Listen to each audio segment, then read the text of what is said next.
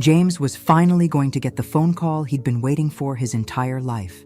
Then, the windshield had spiderwebbed into 1,000 pieces, each one reflecting a different version of my 66-year-old face. And somewhere in the distance, sirens were screaming toward what was left of my Mercedes and the telephone pole that had jumped right into my path. At least that's how I'd tell it when I got the chance. Where are you watching from today? Drop your location in the comments below and hit that like and subscribe button. Let me back up and tell you how I ended up kissing a telephone pole on Highway 34 with $33 million in my purse and my son's number burning a hole in my phone. It all started 3 weeks ago when my lawyer called with news that would have knocked me off my feet if I hadn't already been sitting down with a cup of tea that had gone cold an hour earlier. "Mrs. Thompson," Harrison Burke had said in that careful way lawyers speak when they're about to change your life, "I'm calling about your great-aunt Ruth's estate." Now Aunt Ruth had been 91 years old and meaner than a wet cat for the last 30 of those years. She'd lived alone in that enormous house in Connecticut, collecting vintage jewelry and grudges in equal measure. The family joke was that she'd outlive us all out of pure spite. But apparently even spite has its limits, because she'd passed away peacefully in her sleep the week before Christmas. "I'm sorry for your loss," Harrison continued, "but I need you to come to my office. There are some significant developments regarding her will." The thing about getting a call like that at my age is you've learned to expect disappointment. Ruth had never been particularly fond of any of us, and she'd made it clear over the years that she thought the Thompson family tree had produced nothing but lazy branches. So when I drove to Harrison's office that frigid January morning, I was prepared to inherit maybe a piece of Ruth's china or one of her acid-tongue lectures from beyond the grave. What I wasn't prepared for was Harrison sliding a document across his mahogany desk and watching my face as I read the numbers. $33 million, properties in 3 states, investment portfolios that read like a who's who of American business. All of it left to my dear great-niece Margaret, the only one who never asked me for anything. The irony wasn't lost on me. In a family of hands constantly stretched out toward Ruth's purse, I'd been the only one who'd kept my distance, and apparently that had been exactly the right strategy. She left letters for each family member, Harrison had explained, pulling out a cream-colored envelope with my name written in Ruth's spidery handwriting. "Yours is particularly detailed." I'd read that letter 3 times before the full meaning hit me. Ruth had been watching all of us for years, taking notes, making judgments, and she'd seen things about my son James that I'd been too much of a mother to admit. "James has his father's charm and his grandfather's greed," she'd written. "Margaret, you raised him to expect the world to hand him everything on a silver platter, and now he's a 42-year-old man who still thinks success is something that happens to other people. Don't let him waste what I've built." That should have been my first warning. But maternal blindness is a condition that affects women of all ages, and I was no exception. 3 weeks later, sitting in my car outside James's office building with a manila envelope containing bank statements that would change both our lives, I was still thinking about how proud he'd be, how this would finally give him the security he'd been looking for. The last thing I remembered before the crash was James's secretary telling me he was in a meeting and couldn't be disturbed. I'd been pulling back into traffic, imagining the look on his face when I told him the news, when a delivery truck ran a red light and sent both of us into a dance that ended with me French-kissing a utility pole. Now here I was, 3 days later, staring at a hospital ceiling that had brown water stains shaped like countries I'd never visited, listening to the steady beep of machines that were apparently keeping me alive. My left arm was in a cast. My head felt like it had been used for batting practice. And every time I breathed, my ribs reminded me why sudden stops were bad for people our age. The worst part wasn't the pain, though. The worst part was that I'd called James the moment I woke up, and this is what he'd said. "Mom, I don't have time for this kind of thing right now. I'm in the middle of closing the biggest deal of my career, and I can't just drop everything because you had a fender bender." A fender bender. That's what he called the accident that had left me looking like I'd gone 10 rounds with a professional boxer. But here's the thing about hitting rock bottom at 66. Sometimes it gives you the perfect angle to see exactly what kind of foundation you've been building your life on. That was Tuesday. Today was Friday, and James still hadn't come to see if I was breathing. But I'd gotten something better than a visit from my ungrateful son. I'd gotten clarity, and clarity at my age was more valuable than all of Aunt Ruth's millions. Well, almost. The nurses here at Riverside General have been trying to cheer me up by telling me how lucky I am to be alive, which is exactly the kind of toxic positivity I'd expect from people who spend their days watching other people die. Lucky, right. Because nothing says good fortune like discovering your only child has the emotional depth of a puddle and the loyalty of a campaign promise. I'd been Margaret Thompson, devoted mother and widow, for so long that I'd forgotten I used to be Margaret Sullivan, the girl who'd talked her way into college with a partial scholarship and enough determination to power a small city. Somewhere along the way, I'd traded in my backbone for a maternal instinct that had apparently been working overtime for the last 42 years. Let me tell you about James, my pride and joy, my reason for living, my biggest disappointment wrapped up in a 6-foot frame with his father's blue eyes and my stubborn chin. He'd been the kind of baby that made other women stop me in the grocery store to coo over his perfect features, and I'd spent the next 4 decades waiting for his personality to catch up to his appearance. James graduated from college with a business degree and enough student loans to buy a house, then spent the next 20 years jumping from job to job like a man with commitment issues and a trust fund. The problem was, there was no trust fund, just a mother who kept bailing him out every time his latest get-rich-quick scheme crashed and burned. There was the year he decided to become a real estate investor, with no money and less sense. 6 months later, I was writing a check to save him from bankruptcy. Then came his restaurant phase, because apparently watching cooking shows made him think he understood the food industry. That disaster cost me my vacation fund and his marriage to a perfectly nice woman named Jennifer who wisely ran for the hills. The pattern was always the same. James would get excited about something new, convince himself he was meant for greatness, dive in head first, and then call me when the water got too deep. And like the fool I was, I kept throwing him life preservers instead of swimming lessons. Which brings me to Emily Walker, the mysterious woman who'd become Mrs. James Thompson 3 months ago in what he'd described as a small, intimate ceremony that was so intimate it didn't include his mother. I'd found out about the wedding from a Facebook post, which tells you everything you need to know about our relationship these days. Emily was 38 years old, worked in marketing, and had the kind of smile that never quite reached her eyes in photographs.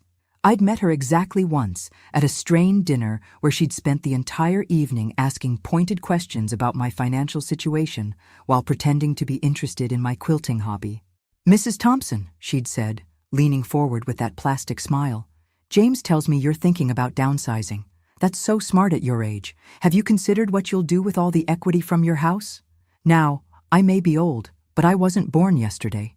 When a woman starts talking about your equity on the first meeting, she's not interested in becoming your daughter-in-law. She's interested in becoming your heir." But I'd kept my mouth shut because James had seemed happy, and after Jennifer had left him, I'd been worried he'd end up alone. Now, lying here with machines beeping my vital signs to an empty room, I was beginning to think alone might have been an improvement. The door opened, and Dr. Sarah Martinez walked in with the kind of purposeful stride that told me she had news that wasn't going to make my day any better. "Mrs. Thompson, how are you feeling today?" "Like I've been hit by a truck," which is ironic since it was actually a truck that hit me. She smiled at that, the kind of real smile that told me she appreciated a patient who wasn't wallowing in self-pity. "Your CT scan results came back. The good news is there's no additional brain damage beyond what we initially found. The bad news is you're going to be here for at least another week while we monitor your recovery." Another week in this place. Another week of James having every opportunity to visit and choosing not to. Another week of Emily Walker pretending she cared about my well-being while calculating how long she'd have to wait for me to die naturally. "Doctor, can I ask you something?" "Of course." "In your experience, how often do adult children actually visit their parents in the hospital?" "Doctor." Martinez sat down in the plastic chair next to my bed, which told me she was settling in for a conversation, not a quick medical update. "Are we talking about your son?" "We're talking about family dynamics and whether I've been fooling myself for the last 4 decades. She was quiet for a moment, choosing her words carefully. "Mrs. Thompson, I see a lot of families in crisis situations. What I've learned is that emergencies don't create character flaws, they reveal them. That hit me like a second truck. So you're saying James has always been selfish, and I've just been making excuses for him? I'm saying that people show you who they are when the stakes are highest. The question isn't whether James should be here. The question is what you're going to do with the information his absence is giving you. After she left, I pulled out my phone and stared at James's contact information. I could call him again, could guilt him into visiting, could play the dying mother card until he showed up with flowers and apologies, or I could accept that Dr. Martinez was right, and this was who my son really was when nobody was forcing him to pretend otherwise. That's when I noticed something I'd missed before. 3 missed calls from a number I didn't recognize, and a voicemail that had come in while I was having my CT scan. I played it back, and a woman's voice filled the small room. "Mrs. Thompson, this is Carla Stevens from Riverside Trust and Estate Planning. I'm calling about the inheritance documents you were carrying during your accident. They were recovered from your vehicle, and there are some irregularities that need your immediate attention. Please call me back as soon as you're able." Irregularities. That was never a word you wanted to hear from someone handling millions of dollars of your money. But it was about to get a lot more irregular, because I was about to find out exactly how far my son was willing to go to get his hands on Aunt Ruth's fortune. Carla Stevens had the kind of voice that suggested she'd spent her career delivering bad news to people who thought they were having good days. When I called her back from my hospital bed, she got straight to the point in a way I was beginning to appreciate from the professional women in my life. "Mrs. Thompson, I need to ask you some sensitive questions about your family situation." "Ask away." At this point, sensitive is relative. "Have you told anyone about your inheritance?" The question hit me like ice water. "Just my son. I was actually on my way to tell him when the accident happened." "Why?" Silence on the other end of the line that lasted long enough to make my heart rate monitor start beeping faster. "Mrs. Thompson, someone has been making inquiries about your great-aunt's estate. Specifically, they've been asking about the probate timeline and when the funds would be available for distribution." My mouth went dry. "What kind of inquiries?" "The kind that suggests someone is very interested in your financial situation and has been doing research. I wouldn't normally be concerned, but the inquiry started 3 weeks before your aunt's death was even announced in the obituaries." I closed my eyes and tried to process what she was telling me. Someone had known about Ruth's death and her will before I did. Someone had been planning for this inheritance before Ruth was even in the ground. "Mrs. Thompson, I hate to ask this, but have you recently updated any insurance policies, wills, or beneficiary information?" The room started spinning. And it had nothing to do with my head injury. "No, I haven't changed anything in years. My son is still my primary beneficiary on everything. I think you need to consider making some changes. Soon." After I hung up, I sat there staring at the water-stained ceiling and trying to figure out how my life had become the kind of family drama they made Lifetime movies about. Either I was being paranoid, or my son and his new wife had been planning their inheritance strategy before I even knew there was an inheritance to plan for. The knock on my door interrupted my spiral into maternal disappointment. A young nurse I hadn't seen before poked her head in. She was maybe 30, with dark hair pulled back in a ponytail and the kind of bright eyes that suggested she actually enjoyed her job. "Mrs. Thompson, I'm Nicole, and I'll be covering for Sandra this weekend. How are you feeling?" Like I'm living in a soap opera where I'm the only character who doesn't know the plot. Nicole laughed. A real laugh that made me like her immediately. "That sounds about right for a Friday afternoon in the hospital. Mind if I check your vitals?" As she worked, I found myself studying her face. There was something familiar about her features, something that nagged at the edge of my memory like a word on the tip of your tongue. "Nicole, have we met before? You look familiar." She paused in taking my blood pressure, and I caught a flicker of something in her expression. Recognition? Nervousness? "I don't think so, Mrs. Thompson. I just started working here this week." "What made you choose nursing?" My grandmother was a nurse. She always said it was the kind of job where you could make a real difference in people's lives. She finished with the blood pressure cuff and made notes on my chart. She used to tell me stories about her patients, how sometimes the families were harder to deal with than the medical problems. Something in her tone made me look at her more carefully. "What kind of family problems?" Nicole sat down in the chair Dr. Martinez had vacated earlier, which seemed to be becoming the unofficial confession booth of room 314. Adult children who only show up when they think there's money involved, families who fight over inheritances before the patient is even gone. People who use medical emergencies as opportunities instead of wake-up calls. I was starting to understand why she looked familiar. Not because I'd met her before, but because she had the same expression I'd been wearing since Tuesday. The look of someone who'd figured out that the people closest to them weren't quite who they'd pretended to be. "Nicole, can I ask you something personal?" "Sure." "Have you ever had to choose between what you want to believe about someone and what the evidence is telling you?" She was quiet for a long moment, and when she answered, her voice was soft.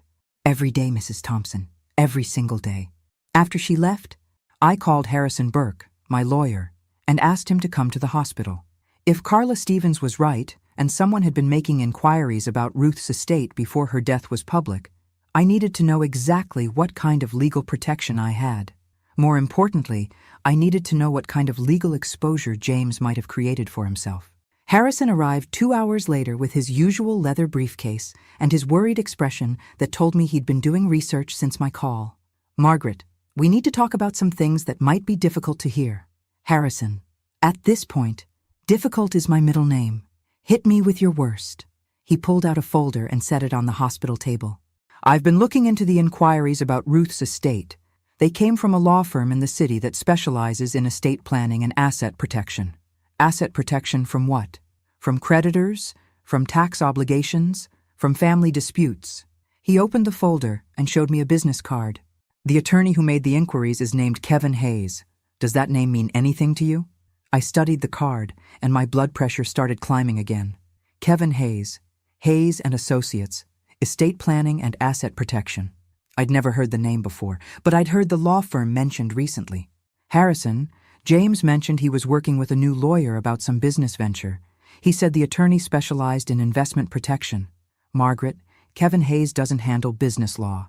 He handles family wealth management and inheritance disputes. His specialty is helping people maximize their inheritance potential and minimize their tax exposure." The pieces started clicking into place like a jigsaw puzzle assembled by someone with very steady hands and very questionable morals. James hadn't been planning a business venture. He'd been planning for my death, and he'd hired an attorney to make sure he got every penny of Ruth's $33 million. But here's the thing about being 66 years old and lying in a hospital bed while your only child plots your financial demise. It gives you a unique perspective on what really matters in life. And what mattered to me right now wasn't the money or even the betrayal. What mattered was that I was about to show my son exactly what happened when you mistake your mother for a doormat.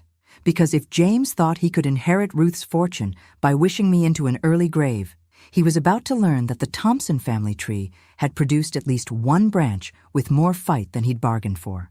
But first, I was going to find out exactly who else was involved in this little conspiracy, starting with his new wife and her very convenient marriage to a man whose mother had just become inconveniently wealthy. Sunday morning brought coffee that tasted like someone had dissolved a tire in hot water and a visit from Emily Walker Thompson that I definitely hadn't asked for. She swept into my room wearing a black dress that screamed funeral appropriate and carrying flowers that were probably from the hospital gift shop downstairs. The smile she'd painted on her face was the same one she'd worn to our awkward dinner. But this time, I was looking at it with new eyes. "Margaret, you poor thing. James has been absolutely beside himself with worry." That was interesting, considering James had been too beside himself to actually visit, call back, or apparently notice that his mother had been in the hospital for 5 days. But I'd learned something important about dealing with people like Emily. Sometimes the best strategy was to let them hang themselves with their own rope. "Emily, how thoughtful of you to come. James couldn't make it." "Oh, you know how he is when he's working on something big. He's been practically living at the office, trying to get everything in order."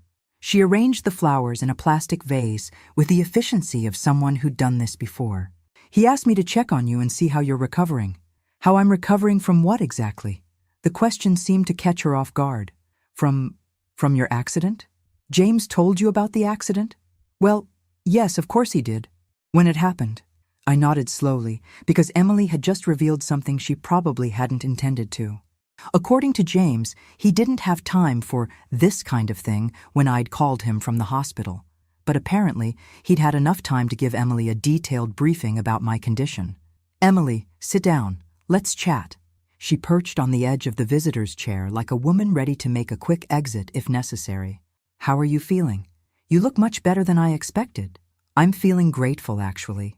There's nothing like a near-death experience to help you see people clearly. I'm so glad you're staying positive. James was worried you might be depressed or anxious about the future." "What future would that be?" Another flash of uncertainty in those calculating eyes.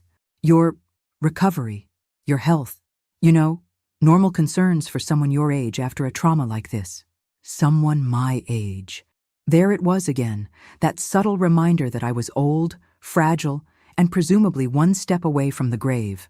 Emily was working from the same playbook as James, but she wasn't nearly as good at hiding her true intentions. "Emily, tell me about your family. I realized I know almost nothing about your background." The smile flickered for just a moment. "Oh, typical American family. Nothing too interesting. Where did you grow up?" "Ohio. Small town. You probably wouldn't know it." "Try me. I've been to Ohio plenty of times." "Riverside." "It's just a little farming community."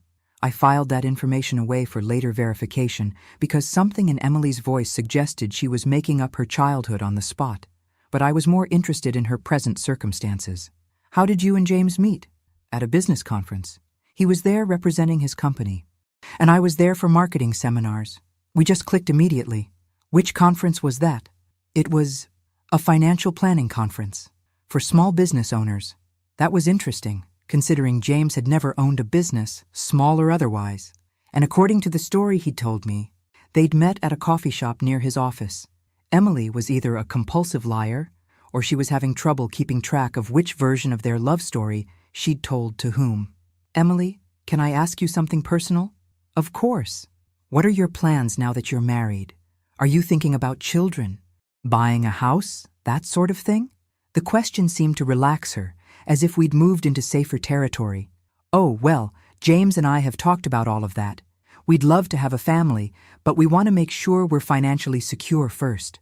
You know how expensive everything is these days." "Absolutely. Financial security is so important. Have you two been planning for the future? Investments, life insurance, that kind of thing?" James has been working with a financial advisor about investment strategies. He's very focused on building wealth for our future family. "That's wonderful. What kind of investments?" Emily shifted uncomfortably in her chair. "I don't really understand all the details. James handles the financial side of things." Of course he did, because in Emily's world, the little woman left the money matters to her husband, especially when those money matters involved inheriting millions of dollars from his mother. "Well, I'm sure James is making smart decisions. He's always been good with money."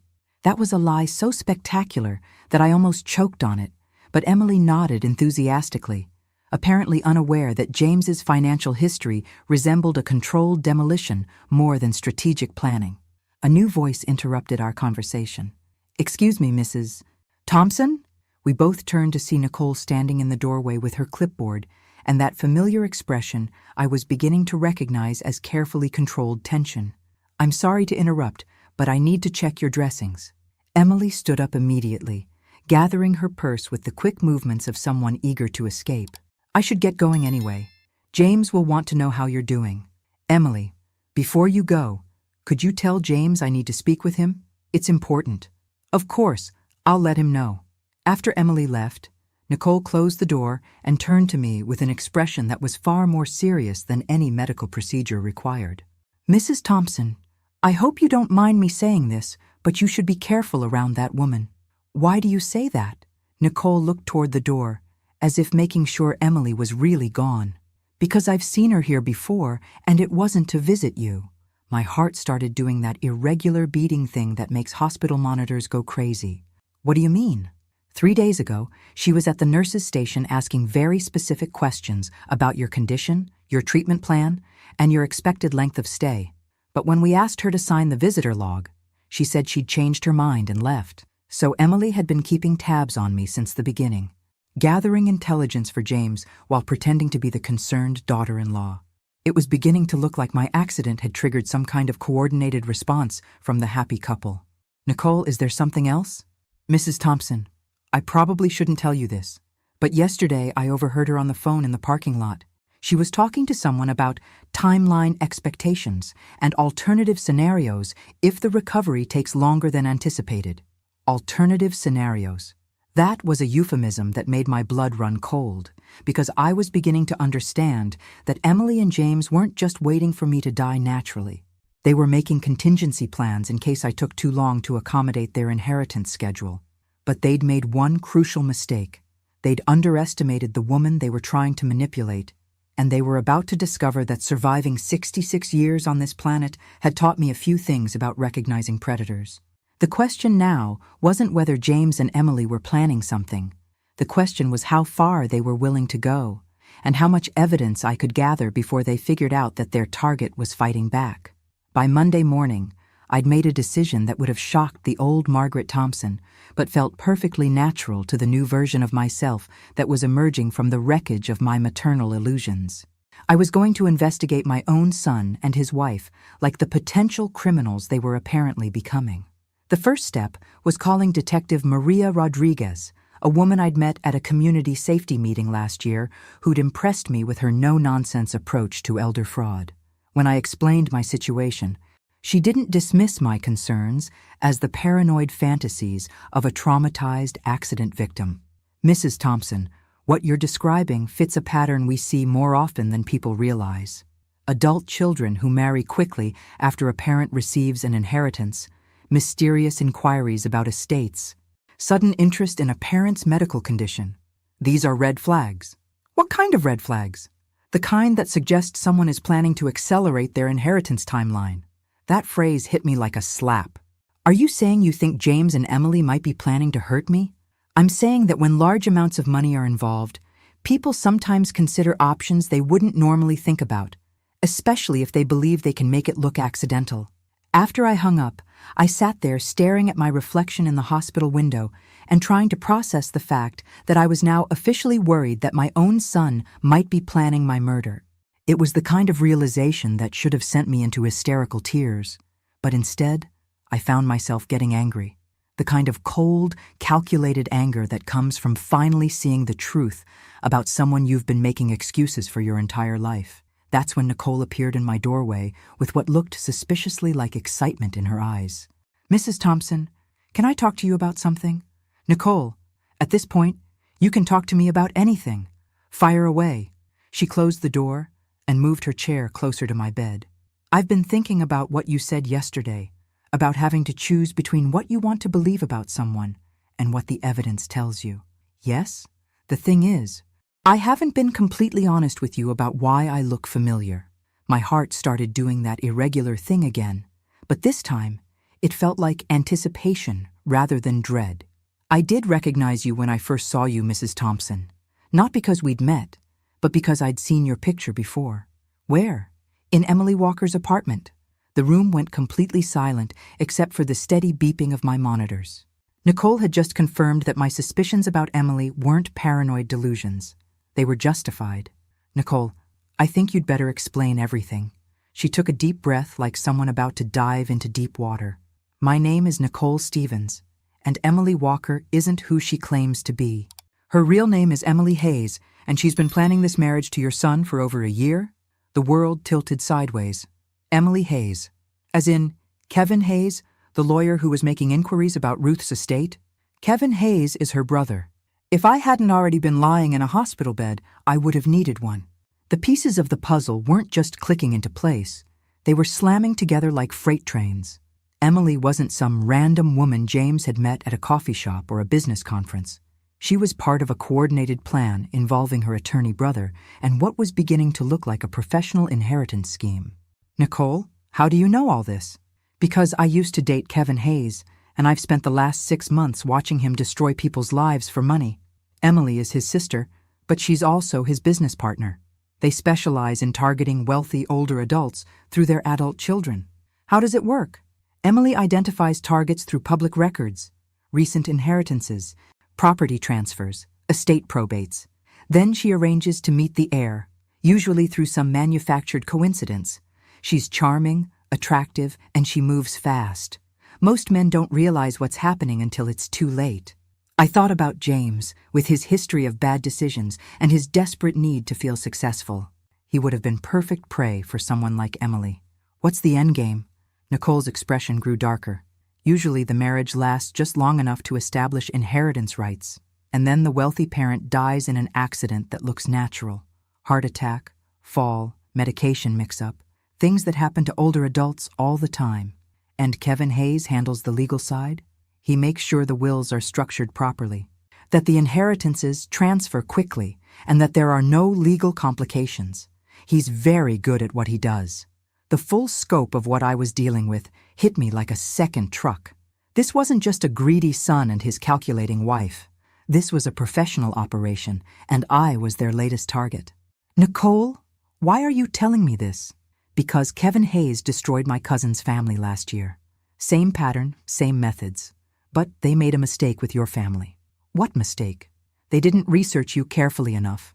They assumed you'd be like their other targets, isolated, trusting, financially naive. But you're not, and you've been asking the right questions. I looked at this young woman who'd risked her job and possibly her safety to warn me, and I felt something I hadn't experienced in years. Genuine gratitude for unexpected alliance. Nicole, what do you need me to do? Help me gather evidence. My cousin's family never had proof of what Kevin and Emily were planning, so they got away with it. But if we can document their pattern, build a case, we might be able to stop them. And save the next family, and save your life. That afternoon, when Emily returned for her second concerned daughter-in-law visit, I was ready for her. She brought more flowers, more fake smiles, and a carefully rehearsed concern for my emotional state. Margaret, James is so worried about you. He thinks you might be depressed about the future. Have you thought about what you'll do when you get out of here? Actually, Emily, I've been thinking about making some changes. The accident really put things in perspective for me. Her eyes brightened with what I now recognized as predatory interest. What kind of changes? Well, I've been thinking about my will, my insurance policies, things like that. You know how they say you should get your affairs in order after a medical scare. That's very wise. Margaret, have you talked to an attorney? I was thinking about it. Do you know anyone good? Someone who understands estate planning? Emily's smile became more genuine, which was exactly what I'd hoped for. Actually, James has been working with someone wonderful. Kevin Hayes. He's fantastic with family financial planning. That sounds perfect. Maybe I should set up a meeting with him? I think that's a wonderful idea. I'll have James call him today. After she left, I called Nicole and told her about the conversation. Within an hour, we'd set up a plan that would either expose Emily and Kevin Hayes for the criminals they were, or get me killed in the process. But here's the thing about being a 66-year-old woman who's just discovered that her family tree includes a branch of sociopaths. Sometimes the only way forward is through, even when through leads straight into the heart of a conspiracy designed to make you disappear. Kevin Hayes had the kind of office that screamed expensive success. Leather furniture, mahogany desk, and law books that looked like they'd never been opened, but cost a fortune to display. When James walked me in for our appointment Wednesday morning, I was using a cane and playing the part of a fragile old woman who needed guidance from strong, intelligent men. Mom, I think you're really going to like Kevin. He's helped Emily and me plan our entire financial future. Kevin Hayes was younger than I'd expected, maybe 40, with the kind of smooth confidence that comes from years of convincing people to trust him with their life savings. He stood up when we entered, all professional courtesy and practiced charm. Mrs. Thompson, it's such a pleasure to meet you. James has told me so much about you, and I was so sorry to hear about your accident. Thank you, Kevin. James says you're wonderful at helping families protect their wealth. That's exactly what I do. I help people ensure that their legacy is preserved and their loved ones are taken care of according to their wishes. I settled into the leather chair across from his desk. Gripping my cane with hands, I made sure to tremble slightly. I have to admit, this inheritance has me feeling overwhelmed. $33 million is more money than I ever imagined having. Kevin's eyes lit up like a man who'd just seen his Christmas bonus walking through the door. It's certainly a substantial sum, but with proper planning, we can ensure that it provides security for you and your family for generations. What kind of planning? Well, first we need to look at tax implications. Inheritances of that size can be subject to significant estate taxes if they're not structured properly. He pulled out a legal pad and started making notes. How has the money been invested currently? I gave him the details I'd memorized from Ruth's financial statements, watching him calculate percentages in his head. James sat beside me, nodding along like a man who understood investment strategy instead of someone whose longest relationship with money had lasted about 6 months. Mrs. Thompson, I'd recommend establishing a family trust that would protect these assets from taxes and potential creditors.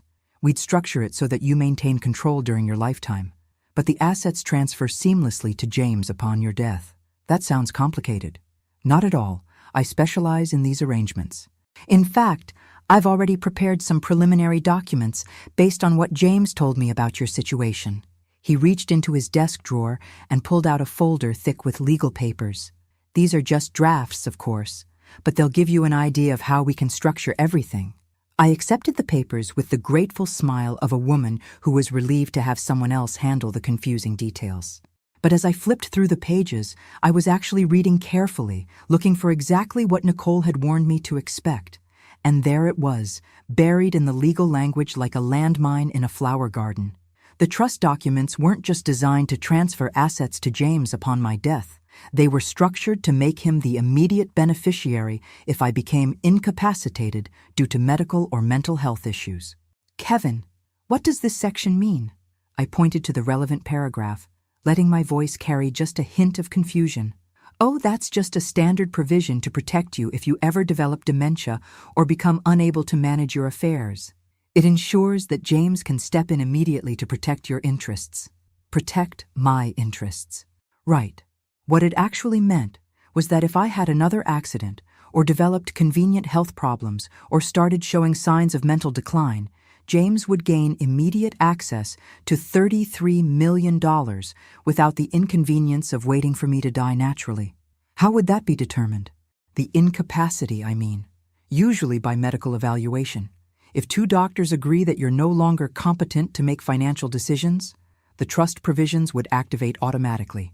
2 doctors, like the kind of doctors who might be willing to diagnose convenient medical conditions in exchange for financial compensation from someone who'd recently gained access to millions of dollars. This all seems very thorough, Kevin.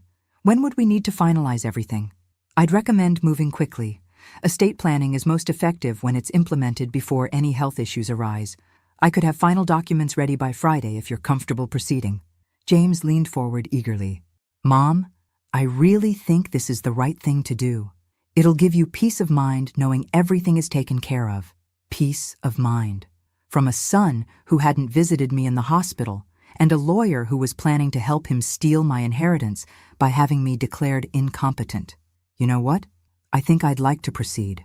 But I do have one request. Of course, Mrs. Thompson. Anything. I'd like my longtime attorney to review everything before I sign. Harrison Burke has been handling my affairs for 20 years, and I trust his judgment completely. Kevin's smile flickered for just a moment, like a candle in a sudden breeze. Of course, that's perfectly reasonable. Though I should mention that sometimes outside attorneys can complicate straightforward transactions with unnecessary concerns. I'm sure Harrison will understand that you're looking out for my best interests. After we left Kevin's office, James drove me back to my house, the first time I'd been home since the accident. As we pulled into the driveway, I noticed a car parked across the street that hadn't been there before. A dark sedan with tinted windows and someone sitting in the driver's seat. James, do you know who that is? He barely glanced at the car. Probably just someone visiting the neighbors. Are you sure you're ready to be home alone? Emily and I could stay with you for a few days.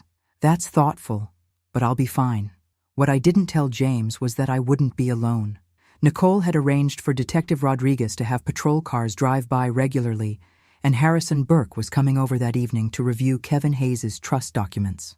By tomorrow morning, we'd know exactly what kind of legal trap I was being led into. But as James helped me into the house, and I watched him glance around with the calculating eyes of someone making an inventory, I realized that the legal documents were just one part of the plan. James and Emily weren't just trying to steal my money. They were trying to isolate me, control my environment, and create the perfect conditions for my convenient disappearance. The dark sedan was still parked across the street when James left an hour later. But what James didn't know was that Detective Rodriguez was sitting 3 houses down in an unmarked car taking pictures of everyone who came and went from my property. Because if the Hayes siblings thought they were going to murder me for Ruth's inheritance, they were about to discover that this particular little old lady had some very unexpected allies, and we were all very interested in staying alive long enough to see them arrested. Harrison Burke arrived at 7 o'clock sharp with his reading glasses and his grim expression that told me Kevin Hayes' trust documents were every bit as problematic as I'd suspected. We spread the papers across my dining room table like evidence at a crime scene, which is essentially what they were. Margaret, this isn't estate planning. This is legalized theft with a murder clause thrown in for good measure. Give me the details. The trust is structured so that James gains immediate control of all assets if you're declared incapacitated by any 2 licensed physicians. There's no requirement for independent evaluation, no appeals process, and no oversight once he takes control. Meaning if James can find 2 doctors willing to say you're mentally incompetent, he gets $33 million while you're still breathing. I thought about Kevin Hayes' smooth confidence, about Emily's careful questions regarding my recovery timeline, and about the dark sedan that had been parked across the street for 3 hours. Harrison, is this legal? Unfortunately, yes. It's unethical, predatory, and morally reprehensible, but it's perfectly legal if you sign it voluntarily. My phone rang, and James's name appeared on the screen. I glanced at Harrison, who nodded and pulled out a small recording device. Hi, James. Mom, how are you feeling? Emily and I have been worried about you being alone so soon after the accident. I'm managing fine. A little tired, but fine. That's actually why I'm calling. Emily thinks you seemed confused this afternoon at Kevin's office. You were asking the same questions repeatedly and seemed to have trouble following the conversation. My blood pressure started climbing. I don't recall being confused. Mom, it's nothing to be embarrassed about. Head injuries can affect memory and cognitive function. Emily thinks you should see Dr. Peterson tomorrow for a neurological evaluation. Dr. Peterson. A name I'd never heard before, suggested by Emily Walker Hayes, who happened to be the sister of the lawyer who needed 2 doctors to declare me incompetent. James, I appreciate your concern, but Dr. Martinez is handling my medical care, and she says I'm recovering well. Mom, Dr. Martinez is a trauma physician. Dr. Peterson specializes in brain injuries and cognitive assessment. Emily made an appointment for you at 10 tomorrow morning. Emily had made me a medical appointment without my knowledge or consent. That was either incredibly presumptuous or the opening move in a strategy to have me declared mentally incompetent by Friday. James, I need to think about this. Mom, there's nothing to think about. Emily and I are just looking out for your well-being. We'll pick you up at 9:30. After I hung up, Harrison looked at me with the expression of someone who'd just watched a chess master reveal their strategy. Margaret, they're moving faster than I expected. If Dr. Peterson diagnoses you with cognitive impairment tomorrow, they can file to have you declared incompetent by Friday. James could have legal access to your inheritance by Monday. That evening, I called an emergency meeting with Nicole and Detective Rodriguez. They came to my house after dark, using the back entrance to avoid the surveillance I was now certain was being conducted by the Hayes operation. Mrs. Thompson, we've identified the man in the sedan, Detective Rodriguez said, settling into my living room with her notebook. His name is Marcus Webb, and he's a private investigator who's been hired to document your daily activities and mental state. By whom? Officially, by a law firm that specializes in competency hearings. Unofficially, by Kevin Hayes. Nicole leaned forward with the intensity of someone who'd been waiting months for this conversation. They're building a case file to support Dr. Peterson's diagnosis. Photos of you looking confused, testimony about erratic behavior, evidence that you're unable to care for yourself safely. What kind of evidence? They'll claim you're forgetting to eat, leaving appliances on, getting lost in familiar places. All symptoms of cognitive decline that would justify emergency intervention. Detective Rodriguez opened her folder and showed me a surveillance photo taken through my kitchen window. It showed me standing at the stove this afternoon, looking confused and concerned. This was taken while you were cooking dinner. To someone who doesn't know better, it looks like a woman who's forgotten why she's in the kitchen. But I was actually following Harrison's recipe for pasta sauce and trying to figure out his handwriting. Exactly. But context is everything, and they're controlling the context. Nicole pulled out her own folder. thick with documents and photographs. I've been gathering evidence about Kevin and Emily's previous victims. There have been at least 6 cases in the last 3 years that follow this exact pattern. What happened to the victims? 3 were declared incompetent and died within 6 months of mysterious medical complications. 2 committed suicide after losing control of their assets. 1 disappeared completely. Her body was never found. The room went quiet as the full scope of what I was dealing with sank in. This wasn't just a greedy son and his manipulative wife. This was a professional operation that had killed at least 6 people for their inheritance money. Detective Rodriguez, why haven't they been arrested? Because they're very good at what they do. They choose victims carefully, isolated older adults with large estates and children who are desperate for money. By the time the pattern becomes clear, the victims are either dead or legally powerless to fight back. What makes you think this time will be different? Because you called for help before you signed the trust documents. And because we have Nicole's inside information about their methods. She leaned forward with the kind of intensity that told me we were approaching the crucial part of the plan. Mrs. Thompson, we want to offer you the chance to go undercover. Undercover? Wear a recording device to tomorrow's medical appointment. Let Dr. Peterson examine you, but document everything he says and does.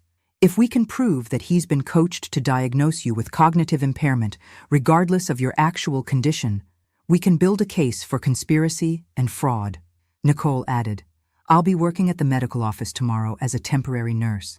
I can provide backup documentation and witness testimony.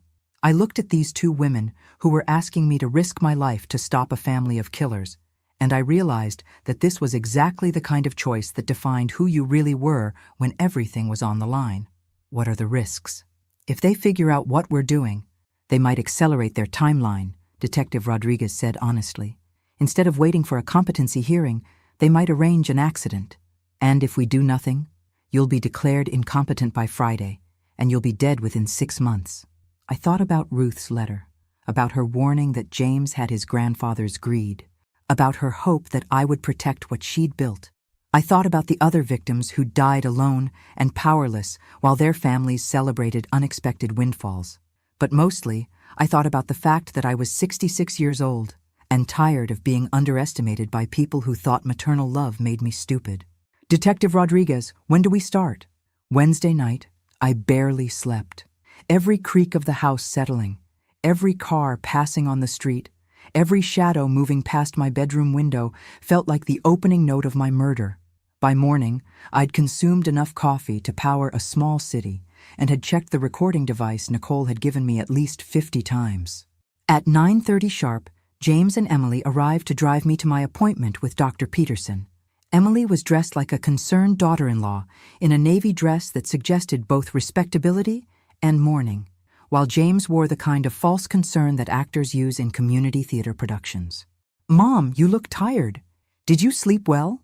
James asked as he helped me into their car. "About as well as anyone can sleep when they're worried about their mental health." Emily turned around from the passenger seat with what I was now trained to recognize as calculated sympathy. "Margaret, there's nothing to worry about. Dr. Peterson is just going to do some simple tests to make sure the accident didn't affect your cognitive function." "What kind of tests?" "Memory exercises, basic problem solving, questions about current events, just routine evaluation after a head injury." The medical office was located in a professional building that looked expensive and legitimate. Exactly the kind of place where you'd trust a doctor to tell you the truth about your mental condition. Dr. Peterson himself was a distinguished-looking man in his 50s, with silver hair and the kind of bedside manner that probably reassured families right before he destroyed their lives. "Mrs. Thompson, please have a seat. I understand you've recently experienced a serious automobile accident?" "Yes, about 2 weeks ago." "And you've been experiencing some confusion, memory problems, difficulty following conversations?"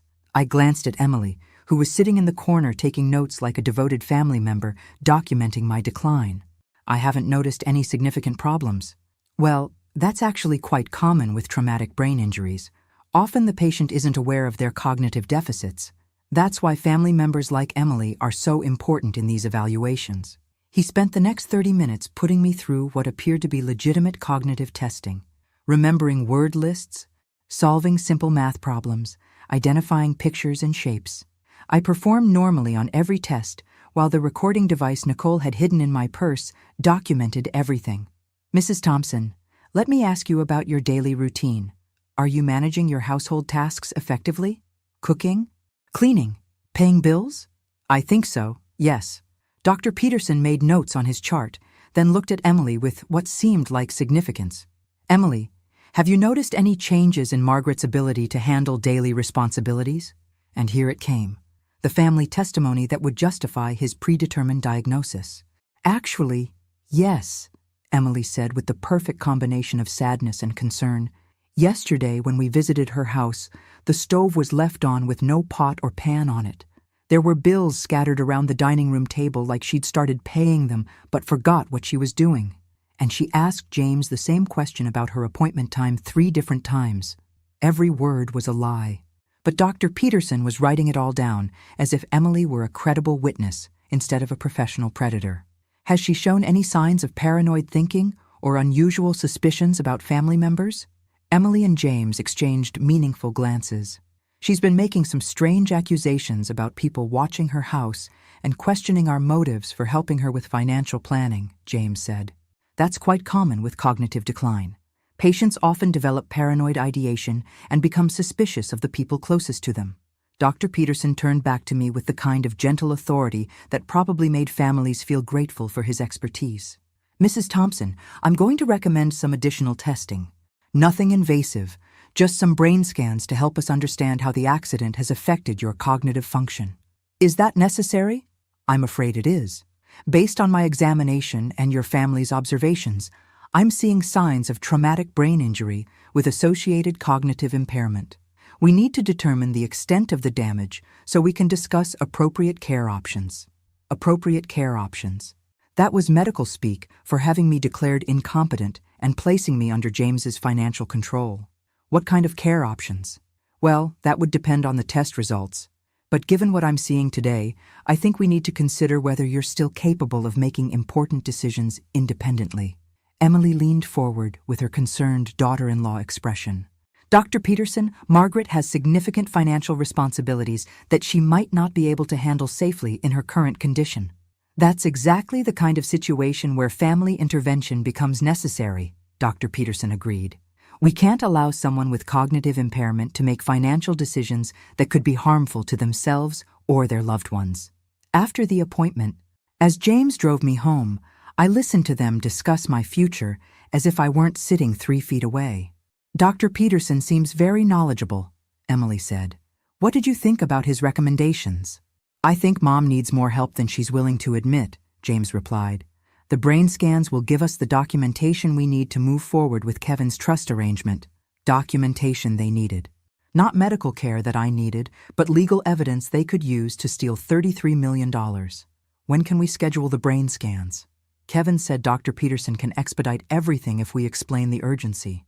We could have results by Friday. That evening, I met with Nicole and Detective Rodriguez to review the recording. What we'd captured was even more damning than I'd expected. Mrs. Thompson, this is textbook medical fraud, Detective Rodriguez said after listening to the entire appointment.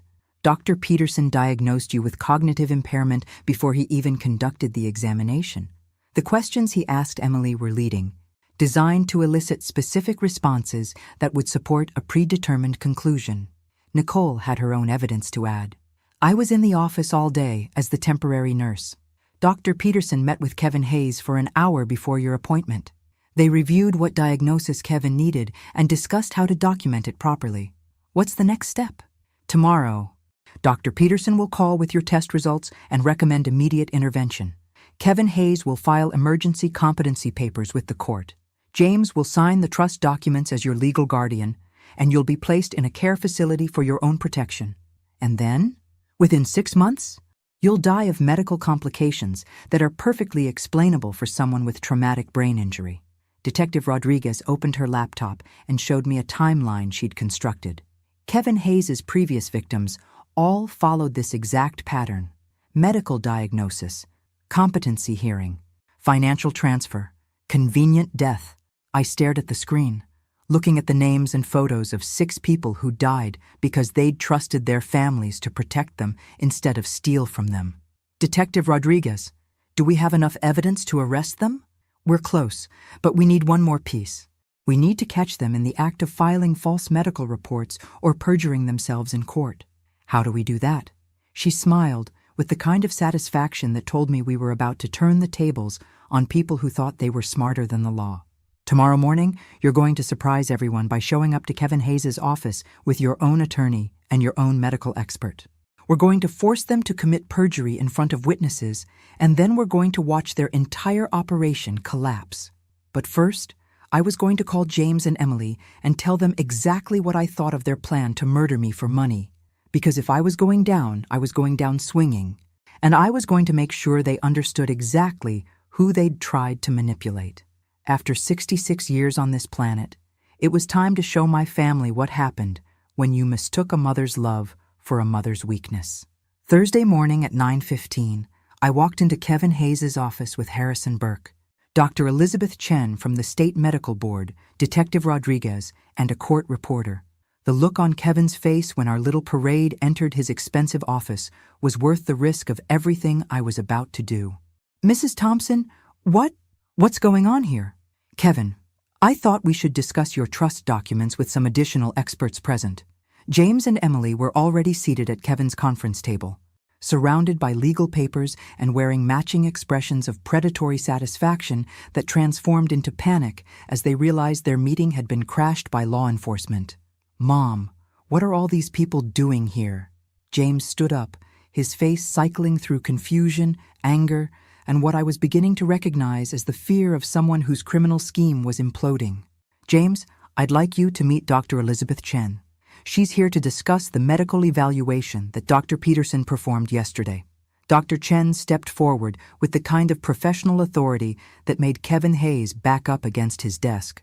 Mr. Thompson, I've reviewed the medical report that Dr. Peterson filed with the court this morning, recommending your mother's immediate competency hearing. Emily went very still. Filed this morning? But the brain scans aren't scheduled until this afternoon.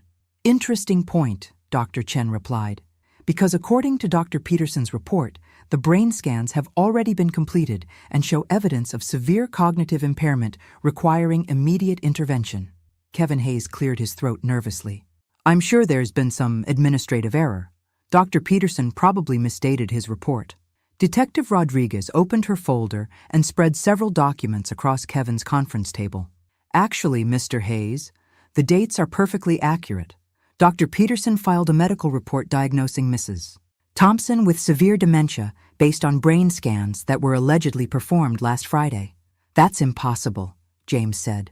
Mom was still in the hospital last Friday. Exactly, which means Dr. Peterson filed a report based on medical tests that never happened, diagnosing a patient he had never examined, for a condition that doesn't exist. The room went silent, except for the soft clicking of the court reporter's machine, documenting every word. Harrison Burke pulled out his own folder and began reading.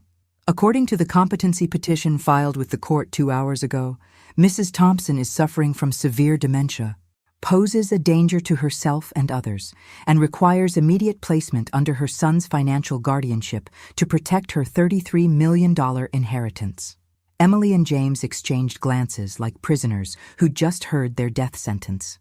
Furthermore, Detective Rodriguez continued, we have recordings of yesterday's medical appointment showing Dr. Peterson's examination was conducted specifically to create documentation for a predetermined diagnosis. I stood up slowly, letting my voice carry the full weight of 66 years' worth of disappointment in people who'd mistaken kindness for stupidity. James, I know about the Hayes siblings' previous victims. I know about the 6 people they've killed for inheritance money. And I know that you married Emily specifically to get access to Ruth's estate. Mom, you're being paranoid. Emily and I love each other. Emily, tell James about your real name. Emily's composure finally cracked completely. I don't know what you're talking about. Your real name is Emily Hayes, and Kevin is your brother. You're both professional inheritance thieves, and James is just your latest mark. James turned to look at Emily with an expression of dawning horror. Emily, is that true? Emily's silence was answer enough. Kevin Hayes made one last attempt to regain control of the situation. Detective Rodriguez, I think there are some misunderstandings here that we can clear up without involving law enforcement. Actually, Mr. Hayes, we're past the point of misunderstandings. You filed false medical documents with the court. Your sister committed marriage fraud, and you've both been conducting surveillance on Mrs. Thompson without her consent. That's enough for arrests right now. She nodded to two uniformed officers who'd been waiting outside, and they entered the office with handcuffs. Kevin Hayes, Emily Hayes, you're under arrest for conspiracy to commit fraud, elder abuse, and filing false medical reports.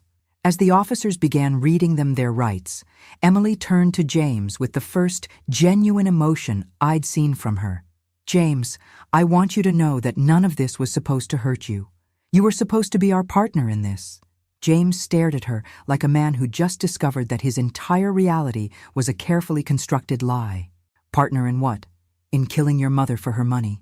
The words hung in the air like poison gas, and I watched my son's face as he finally understood the full scope of what he'd been drawn into. He hadn't just been greedy and selfish. He'd been the unknowing accomplice in a plan to murder his mother. Mom, he whispered, and for the first time in years, his voice sounded like the little boy who'd once come to me with scraped knees and broken toys. James, we'll talk about this later. Right now, I need you to understand that you have a choice to make. What choice? You can continue to be the kind of man who throws his mother away for money. Or you can become the kind of man who admits he was wrong and tries to make it right. Detective Rodriguez stepped forward with her final piece of evidence. Mr. Thompson, we have documentation that you were in contact with Kevin Hayes 3 weeks before your aunt's death was publicly announced. We have recordings of your medical appointment yesterday where you lied about your mother's mental condition. And we have surveillance footage of you casing your mother's house for security vulnerabilities. James looked around the room like a man who just realized he was standing in quicksand. Detective Rodriguez, I swear I didn't know they were planning to hurt her. I thought we were just trying to protect the inheritance from taxes and legal complications. That's exactly what they wanted you to think. But your choices over the next few hours will determine whether you're charged as a victim of their scheme or as a co-conspirator in attempted murder. After Kevin and Emily were led away in handcuffs, James and I sat alone in Kevin's office while Harrison Burke handled the paperwork that would undo all the legal documents they'd tried to trap me with. Mom, I'm sorry. For what, specifically? For being a terrible son, for being greedy, for letting them use me to hurt you. I looked at this man who'd been my greatest pride and my deepest disappointment, and I realized that this was the moment that would define our relationship for whatever time we had left. James, I forgive you for being greedy. I forgive you for being selfish. I even forgive you for not visiting me in the hospital. But I will never forgive you for being willing to steal from me without even having the courage to do it yourself. You hid behind Emily and Kevin because you wanted my money, but you didn't want to take responsibility for taking it. James was crying now, the kind of tears that come from finally seeing yourself clearly and not liking what you find. What can I do to fix this? You can start by testifying against the Hayes siblings. You can help us make sure they never do this to another family. And then, I thought about Ruth's letter, about her hope that I would protect what she'd built, about the responsibility that came with $33 million and a second chance at life. Then you can prove that you've learned the difference between being given something and earning it. 6 months later, I was sitting in the federal courthouse watching Kevin and Emily Hayes receive life sentences for 6 counts of murder and 1 count of attempted murder. James sat beside me, wearing a suit that had belonged to his father and an expression of someone who'd spent half a year learning what it meant to face the consequences of your choices. The prosecutor, Maria Santos, had built an airtight case using the evidence we'd gathered, plus testimony from James about the Hayes siblings' methods. It turned out that Kevin and Emily had been running their inheritance scheme for 5 years, targeting lonely widows and elderly parents whose adult children were desperate enough to participate in murder for money. Your Honor, Prosecutor Santos said during her closing statement, the defendants didn't just steal money from their victims. They stole dignity, trust, and the fundamental safety that families are supposed to provide for their most vulnerable members. Kevin Hayes showed no remorse during his sentencing. Even facing life in prison, he maintained the arrogant confidence of someone who believed he was smarter than everyone else in the room. Emily, on the other hand, broke down completely when the judge read her sentence, finally showing genuine emotion after months of calculated performance. James had testified against them with the kind of detailed honesty that comes from someone who's finally decided to stop lying to himself. His testimony had been devastating, not just legally but personally, as he described how they'd manipulated his greed and resentment into a willingness to betray his mother. The hardest part, he'd said from the witness stand, was realizing that I'd been angry at my mother for not giving me the life I thought I deserved when I'd never actually earned anything for myself. After the sentencing, James and I walked out of the courthouse together, and for the first time in years, I felt like I was walking with my son instead of dragging him along behind me. "Mom, what happens now?" "Now we figure out what we're going to do with the rest of our lives." Over the past 6 months, James had been living in a modest apartment and working as a construction supervisor, the first honest job he'd held for more than a year.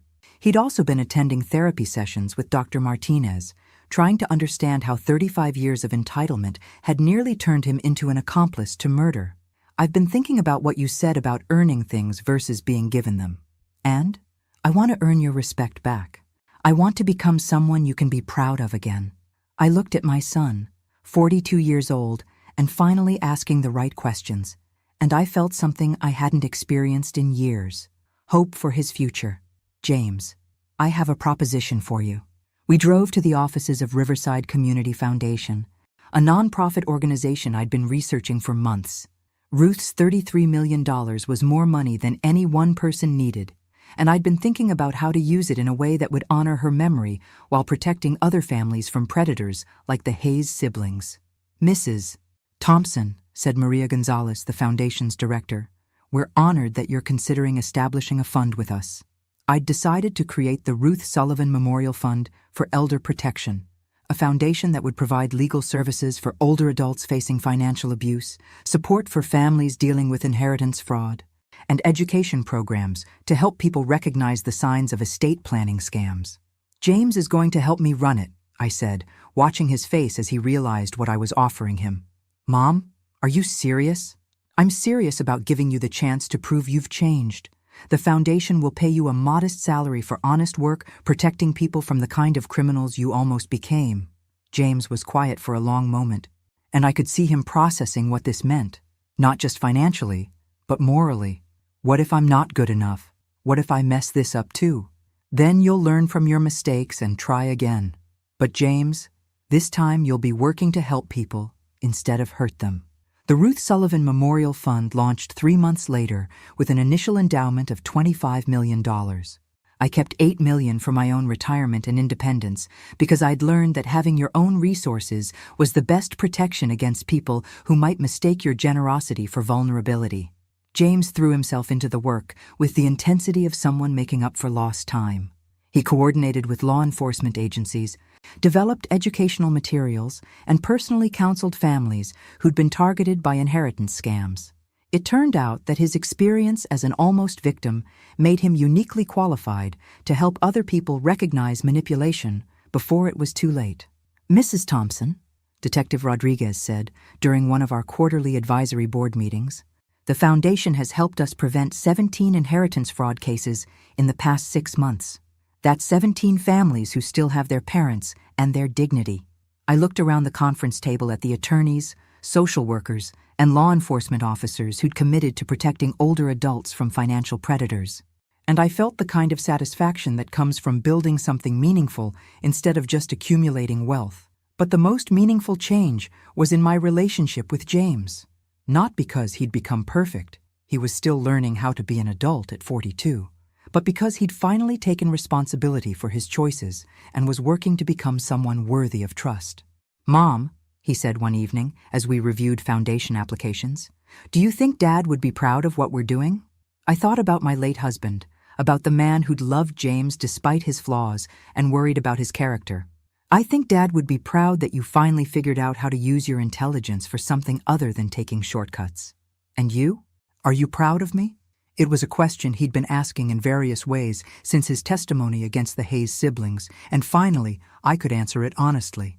"James, I'm proud of who you're becoming, and that's enough for now." 6 months ago, I'd inherited $33 million and nearly lost my life to my own son's greed. Today, I was sitting in my own foundation's office, watching James coordinate with federal agents to shut down another inheritance fraud scheme, and feeling the kind of contentment that comes from surviving your worst nightmare and building something better from the wreckage. Ruth had been right about one thing. James had needed to learn that success wasn't something that happened to other people. He'd just needed to learn it the hard way, in a federal courthouse, facing the consequences of almost becoming a killer for money. But she'd been wrong about something else. She'd underestimated both of us. I wasn't just the woman who'd never asked her for anything. I was the woman who'd fought back when everything was on the line. And James wasn't just the greedy grandson she'd worried about. He was the man who'd found the courage to testify against his co-conspirators and spend the rest of his life protecting the people he'd almost helped destroy. As I locked up the foundation office that evening and watched James drive away to his modest apartment in his practical Honda, I realized that some inheritances aren't about money at all. They're about wisdom, courage, and the strength to become better than the people who raised you thought you could be. And sometimes, if you're very lucky, they're about second chances, for both mothers and sons who finally figured out what really matters when everything else is stripped away. Thanks for listening. Don't forget to subscribe and feel free to share your story in the comments. Your voice matters.